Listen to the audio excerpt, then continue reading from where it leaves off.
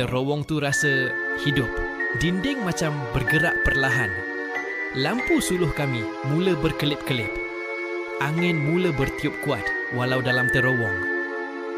Dan akhirnya, kami sampai ke satu ruang besar.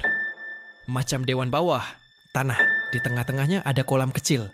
Air dia jernih, tapi berwarna kemerahan, macam darah. Hafiz berdiri di tepi kolam tu, dan di seberangnya, dia muncul. Wanita berbaju putih tu berdiri perlahan-lahan dari dalam air, rambut menutupi wajah. Tangannya panjang, kuku hitam mencakar, lantai. Tapi yang paling menakutkan, dia pandang Hafiz dan senyum. Senyum yang perlahan-lahan menampakkan gigi tajam, hitam dan darah yang meleleh dari bibir. Dia bersuara. Suara dia bergema dalam kepala aku. Bukan telinga.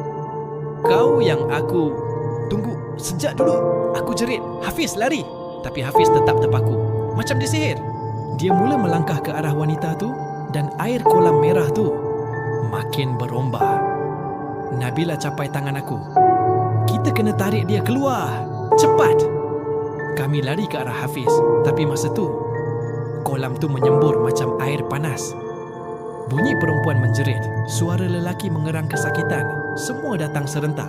Terowong tu mula runtuh sedikit demi sedikit. Aku sempat tarik Hafiz dari kolam tu. Tapi dia pitam. Wanita tu menghilang. Seolah-olah tenggelam dalam tanah. Kami lari keluar dari terowong tu sekuat hati. Sampai ke atas, langit dah mula cerah.